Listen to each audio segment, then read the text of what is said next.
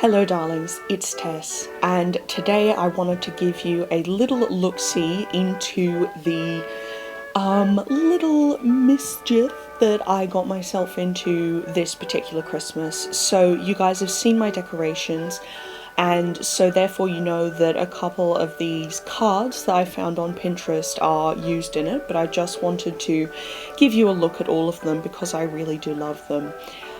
So this mid-century tree was really inspiring to me, and then these holiday cookies, just oh my god, rainbow holiday cookies. Can you think of anything more Tess Connellan brand? I don't think you can.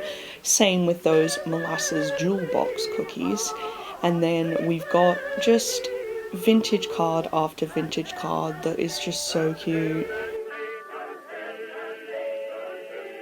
So anyway, I wanted to create a miniature mid-century Christmas tree. And so I knew finding tiny ornaments that were small enough was just not going to work, so I knew I had to make them out of paper.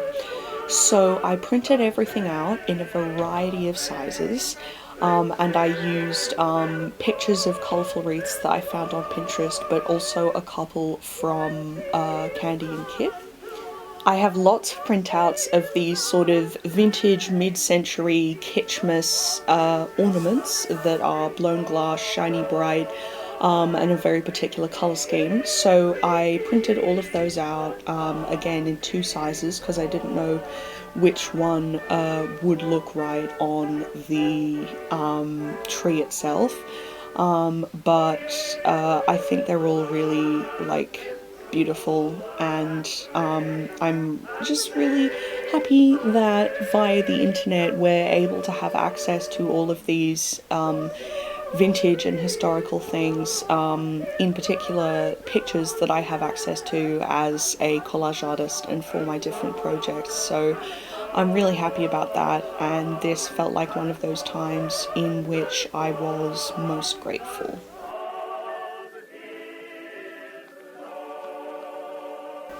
I also cut out my bigger pieces, such as these two mid-century trees. I also found this gorgeous little Kitschmas shelf that I would love to replicate one day.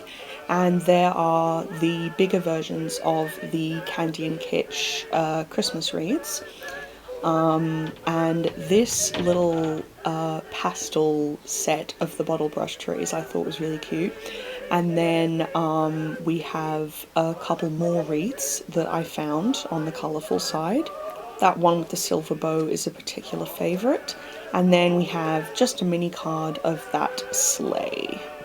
So I found some mini baubles at an Asian shop somewhere, and I knew that I wanted to cover them and put my own spin on them, so I decided to go green for Christmas, and then pink instead of red, and then purple because, you know, I'm me.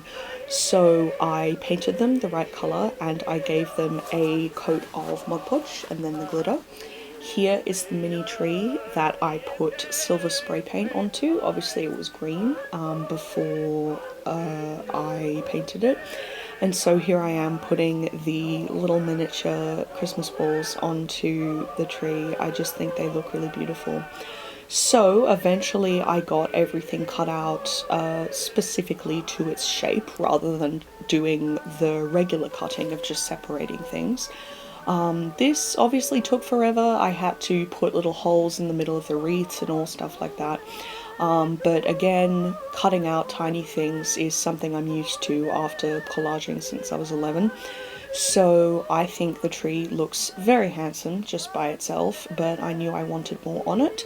So over several hours I just sat there with my giant display of all of these paper decorations, and I figured out where I wanted them to go and used the Mod Podge to stick them onto the different branches and just kind of make them look like they were real decorations. And I don't know how successful I truly was. You know, maybe you guys can leave your opinion in the comments, but I think it looks as good as it could have been, and I'm very glad still that I made it. Hey, peep the Candy and Kitsch wreath there.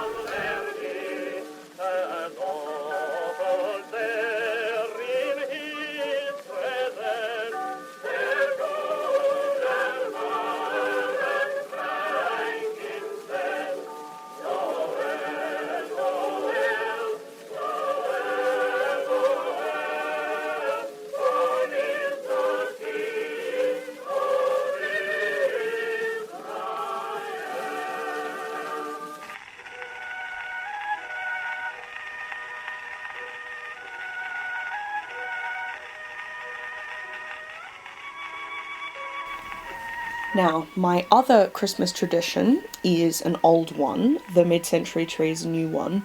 This is a book I've had since I was about 13, and it has a number of gorgeous DIY projects in it, as you can see, and some of them I have taken on as my traditions. For example, it suggests felt decorations and stockings that you'll see in a second, and those have been my signature every Christmas. I make them for my loved ones with their names on them, and they're just really fun to do. You know, it's the only thing I can sew, I guess.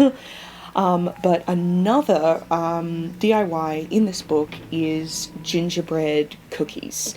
Now, I love them with the icing here, but my goal of making them usually is that I want to put some in bags and put them in a box in our apartment lobby for our neighbours, similar to my Halloween treat bags. And so I found that the icing sticks to the plastic and makes it slide off when you take the cookie out, so I don't do the icing for the neighbours, but I've got the recipe here. And then over on the right, on the pink post-it note, I have the exact recipe of what I need, because the instructions at the top are for one batch, but I always make 2 batches.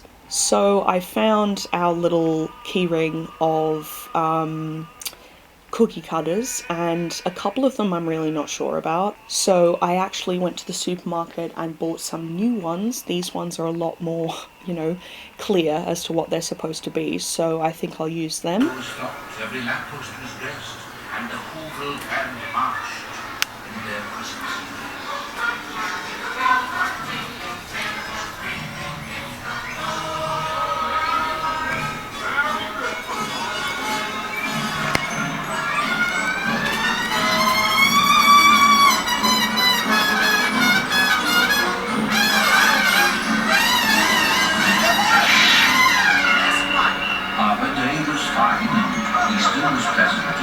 Every St. Pheasant's Day they ate a fizz pheasant, but every who knew their 12 toes last night they loved Christmas the most, without a single doubt.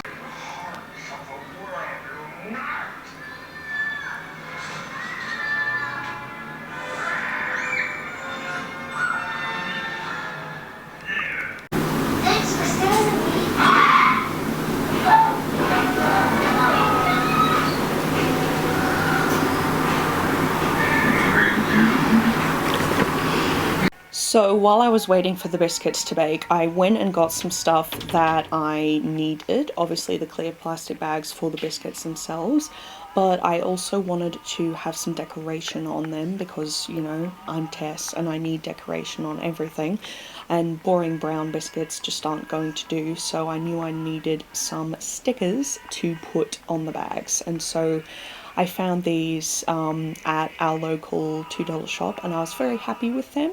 So you'll see them in a minute decorating the bags. So after I initially made the dough, there it is in a ball, it was time to cut them out, and so that I did very messily, as you can see. I'm a messy cook. My mother pointed that out once at some point, and she is very correct. So here they are after they've been baked, and I've bagged them up, 2 to a bag. And so now I am getting ready to put the stickers on them. So I really hope you enjoyed looking at my little Christmas traditions this year, my darlings. I hope you had a very good Christmas too, and let's look ahead to a really beautiful new year. I love you. Keep going.